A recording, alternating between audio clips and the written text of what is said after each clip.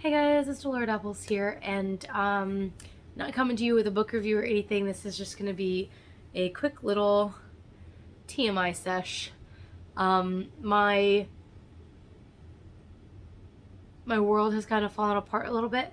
And without, well, fuck it, I'm just gonna say it. My mom has been cheating on my dad, and she's been telling me about it, and it's been very heartbreaking, and it's put me in a very shitty position. And I've been trying to process it with my therapist, but my mother has told my dad now. She told him a week before his birthday, and it's been a shit show. It's been an absolute shit show. He slapped her. She's at a women's shelter now, and even though he has not laid a hand on her in 15 years, before that instance, there's a history there. Yeah. And I don't really know what's going to happen. She might decide to press charges against my dad, and my dad might go to jail for slapping her. She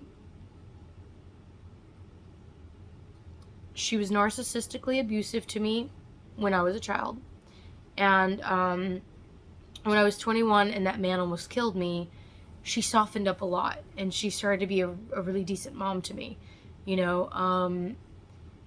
and I really didn't want to lose that. But the way that she's handled this situation, the way that she's treated me for telling my dad, I'm sorry, but if my father calls me and asks me if I knew, how can I not tell him everything that I know? It's just not a thing. And also, she should know me better than that. So for her to put me in that position and expect me to act a certain way just tells me that she doesn't really know who I am, and she doesn't really care about who I am. And I already know there's going to be a huge smear campaign on her end because of the way that she's acted previously, right? And I kind of know her pattern at this point. I bummed some cigarettes whenever I was out with friends on Monday night, and it completely wrecked my sinuses. So I'm making soup now, and I've got, if you guys ever have anything wrong with your nose or your throat, I'm telling you right now, get a nice thermos and sip on some soup all day. One of my favorite things to do is get the nice bone broth that's refrigerated and in the butcher's section, and get bone broth. You want all the bones, and you want it to be I love their chicken bone broth. It's so fatty. It's gelatinous when you pour it out. That's the stuff that's going to help you get over whatever you're going through much faster. And then get a little can of salsa verde, or half a can of the big salsa verde. Cook it over the stove. If you have a pinch of saffron, put in a pinch of saffron, because we're fancy now. And I love going to Home Goods and things like that, because every now and then you'll find a little jar of saffron in there for a really good price. Anyway, off topic, but wanted to share a good remedy with you guys. It's also very good if you've been scream crying for several days and you need to heal your throat. Very good for that. Anyway, as you can see, this week has really taken a toll on me. And I've always wanted to be that consistent person who's oh, I upload on Wednesday at this time. And as much as I've always wanted to be that consistent person, I just never have been. I even have a job that allows me to not be consistent. I make my own hours. It's important to me to have my freedom. And a lot of that is because my life growing up was so chaotic, and I didn't have a schedule growing up. There was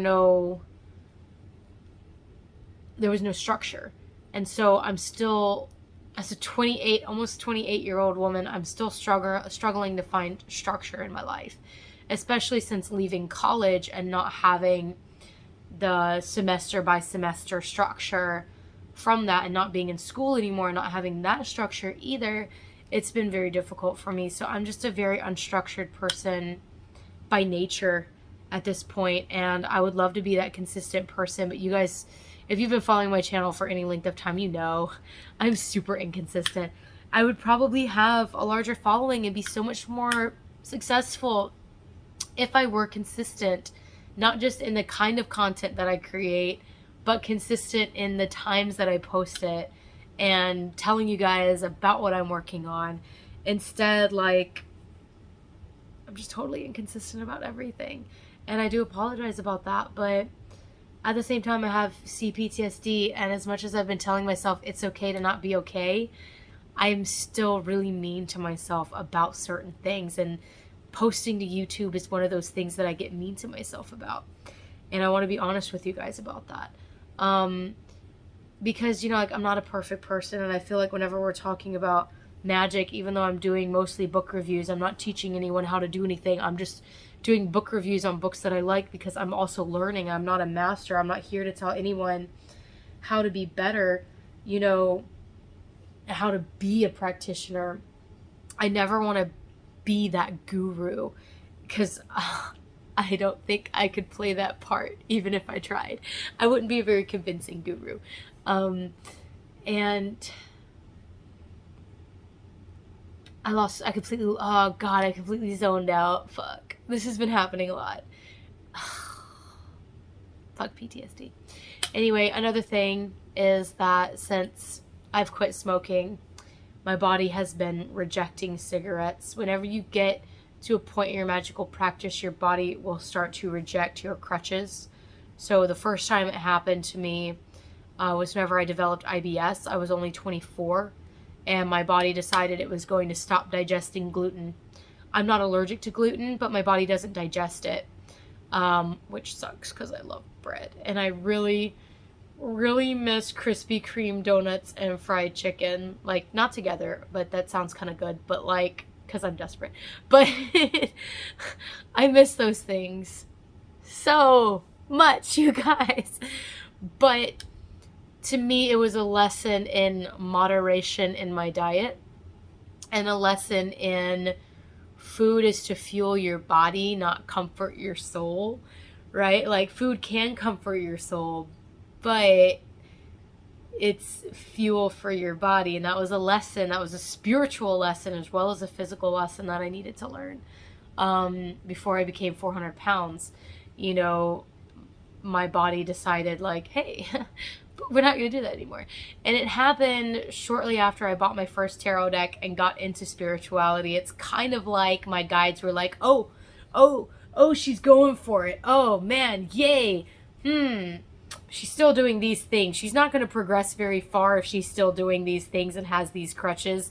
We're going to yoink those right now and make you terribly sick until you quit that crutch. So that's what I'm going through with cigarettes right now. And it's honestly been going on off and on for 2 years.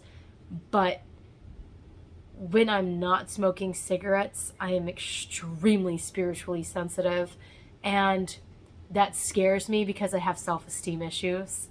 That I'm not allowed to be seen. I was the invisible child who, when the golden child, the oldest, moved out, I then became the scapegoat.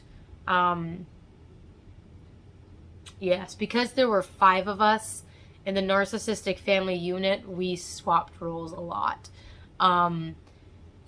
And so I went from being the invisible child to being scapegoated a lot all of a sudden, and that really, really messed with me. But as the invisible child, it's like, you aren't allowed to be talented, and you aren't allowed to be special, and it's really created some core self-esteem problems for me. And I will say that one of the things that has helped me immensely with that in particular, since we're on this subject, the Self-Esteem Workbook by Glenn Schiraldi is a good one. I did not do the diet and exercise thing for a week before starting this book. Basically, I work on this book at my own pace. I've skipped things. Like, I've read it, but I'm like, nah, and I skip stuff. But something that I'm going to start working on soon is the Inner Child Workbook by Catherine Taylor. And I think that these are going to be really, really great to me in my PTSD recovery. And I wanted to share those with you since I'm on the subject, since this is an interesting TMI video that's kind of where my psychology and my spiritual paths are kind of colliding right now. But yeah, whenever I quit smoking, I'm extremely spiritually sensitive. I have beings that visit me when I meditate, even when I'm not trying to contact anything, that just drop in and give me advice. And I don't know who they are. Their advice is never bad. Like, they don't ever tell me to do anything bad. But, you know, it made me feel really special, which then put me into a crisis because I'm not allowed to be special, remember? I'm supposed to be invisible. And it also is very difficult for me as a young woman who moderately attractive, right? Whenever I get attention from people because I'm attractive, that also makes me very uncomfortable because I was always fat shamed. Even though I was never really that fat, I was always really, really fat shamed. And recently I've looked at pictures of myself from high school and I was like, I was a little chubby, but like I wasn't like morbidly obese the way I felt like I was, and the way I was made to feel like I was disgustingly fat. And it's like, oh my God, how it's crazy how our family can warp our minds.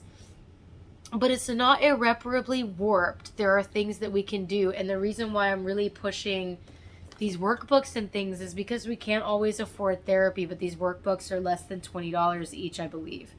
Yeah, this one's $18 and this one's $22. If you had to choose, this one I think is much better. But the self-esteem workbook is also very good. The PTSD workbook did not actually help me because my stuff occurred in childhood. The other one, and I've talked about this one in my other video, CPTSD From Surviving to Thriving by Pete Walker. I have given this book to a friend of mine because I finished it. It took me 2 years to read it because it was so triggering. But off topic again, this video is super off topic. It's just a bunch of TMI shit of what I'm going through. So I appreciate it if you watch this far and you care this much about me as a person. Like, that's fucking amazing. Thank you. But just know, like, I'm never going to be that YouTuber that you can be like, oh, it's noon on Friday. Oh, pop on, see what she posted. No, like, I'm never going to be that person. And I am so sorry that I'm never going to be that person. But I'm coming to accept myself for who I am, you know, and the kind of chaotic person that I am. Undisciplined. Well, not undisciplined. I get done what I need to get done, just not on a schedule. So I wouldn't necessarily say undisciplined. But it really does suck when, you know, whenever you've made plans for a ritual and you're not in the headspace to do the ritual. It's like training for a marathon and waking up that morning with the flu, you know, and you can't do the marathon. And that's what I'm dealing with also right now, is that I've been training for this marathon and I woke up with the flu, basically. I've been getting ready for this ritual. I've been preparing different things, and it's heartbreaking because I put so much work into it, and I just know that for the time being, I have to put my practice on hold. It's another reason why I haven't been doing readings online, because like ever since my mom told me she's been cheating on my dad, I can't handle doing professional readings for people, and I know that I'm not in that headspace. So that's something that I've already sacrificed because of all of this family drama. And even though like I was still able to practice personally and everything, this that has happened recently in my family, it's just impossible. But yeah, it's okay to not be okay. And I keep telling myself that. It's okay to not be okay. It's okay to not be okay. It's okay to train for a marathon and wake up that morning with the flu and not be able to go. Like, it's really disappointing, but it's okay. And in your magical practice, don't try to run the marathon anyway. If you've done something similar and you have this whole ritual planned out and then some shit happens and you know you're not in the right headspace, it's exactly the same as waking up the morning of your marathon with the flu. Don't do it. You should always be in good health mentally and physically when you're doing magic, which sucks because whenever you have CPTSD or depression or other mental illnesses, it's going to flare up at the strangest times, and you're not going to be able to practice effectively. And it's hard to not beat yourself up for it, because that's what I'm doing right now, and it's like, don't beat yourself up for it. I also, my nail got taken out by the screen door at my parents' house as I was leaving to come back here to Houston, and I was just like, no good deed goes unpunished. I don't know if that's a saying, but my family members say it all the time. If you go and you help someone out and then it blows back on you funny, or you get hurt in the process or something, no good deed goes unpunished. I don't know where that comes from. It's probably not a healthy saying, but it makes me laugh when I help someone and I hurt myself. I'm like, oh, no good deed goes unpunished. So I thought I'll leave you guys with